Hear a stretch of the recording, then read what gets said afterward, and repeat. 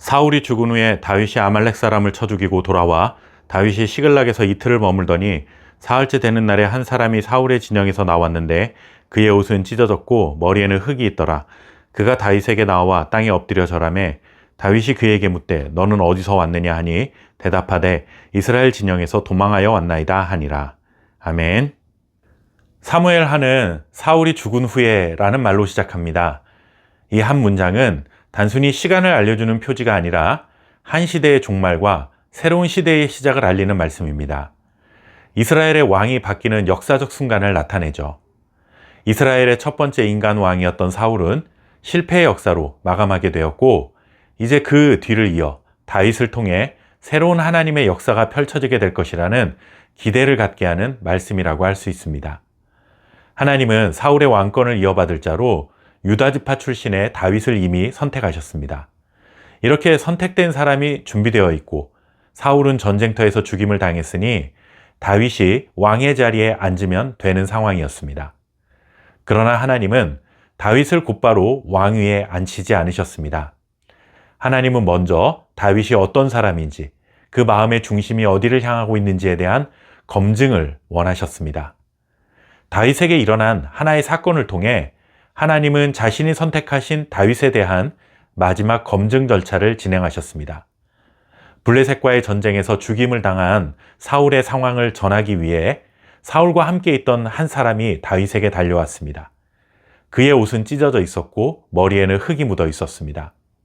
겉으로 보기에 그는 왕을 잃은 깊은 슬픔을 겪은 사람처럼 보입니다.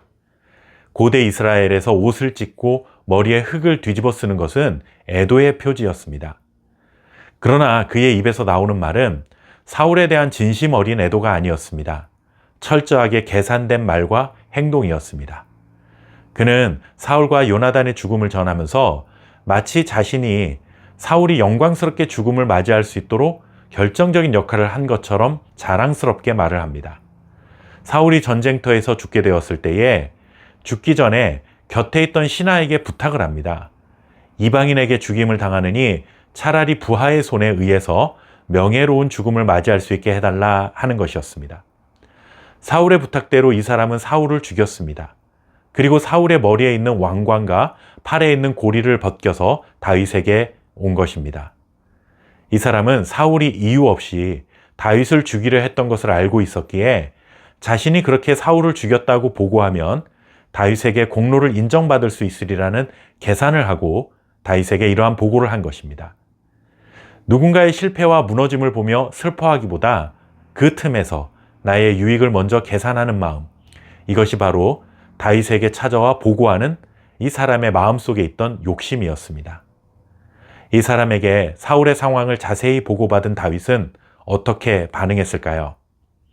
이 사람은 다윗의 원수였던 사울을 죽였으니 큰 상을 받거나 아니면 다윗이 왕이 되었을 때 높은 자리를 얻게 되지 않을까라고 기대했었겠지만 다윗의 반응은 이 사람의 예상을 완전히 빗나갔습니다. 다윗은 사울이 죽었다는 소식을 듣자마자 옷을 찢고 함께 있는 모든 사람과 더불어 울며 저녁까지 금식했습니다. 개인적으로는 사울의 죽음을 어느 누구보다 기뻐해야 할 사람이 다윗입니다. 생명의 위협에서 벗어나 자유롭게 살아갈 길이 열렸으니 다행스럽고 기쁜 일이었습니다.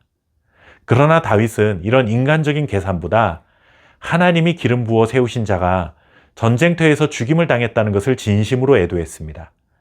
그리고 사울의 죽음을 알린 이 사람에게 내가 어찌하여 손을 들어 여호와의 기름 부음 받은 자 죽이기를 두려워하지 아니하였느냐라며 그 사람의 죄를 묻고 죄의 대가를 죽음으로 치르게 했습니다. 다윗의 바로 이러한 모습은 어쩌면 하나님이 다윗에게 기대하셨던 모습이었을 것입니다. 권력의 자리에 앉을 기회가 생긴 것을 기뻐하는 것이 아니라 하나님의 뜻을 먼저 헤아릴 수 있는 이런 모습이 바로 다윗이 지닌 왕다움이라 할 수 있습니다. 하나님께서 다윗을 검정하신 사건에 다윗은 아주 훌륭하게 통과한 것이죠. 내가 스스로 높아지려 하는 자를 하나님께서 절대 기뻐하지 않으십니다. 낮은 자를 높이시며 높은 자를 낮추시는 분은 오직 하나님이라는 믿음을 가지고 겸손히 하나님의 때와 방법을 신뢰하는 자를 하나님께서 기뻐하십니다. 사울과 다른 다윗의 이런 왕 다음은 쓰러져가는 이스라엘을 다시 일으켜 세울 하나님의 사람임을 기대하게 만듭니다. 우리도 사람의 계산으로 이익을 따르는 자가 되지 말고 언제나 하나님의 뜻을 따르는 자로 살아야 합니다. 이것이 하나님의 백성다움입니다. 저와 여러분이 하나님의 백성답게 살아가는 은혜와 축복을 누릴 수 있기를 바랍니다. 감사합니다.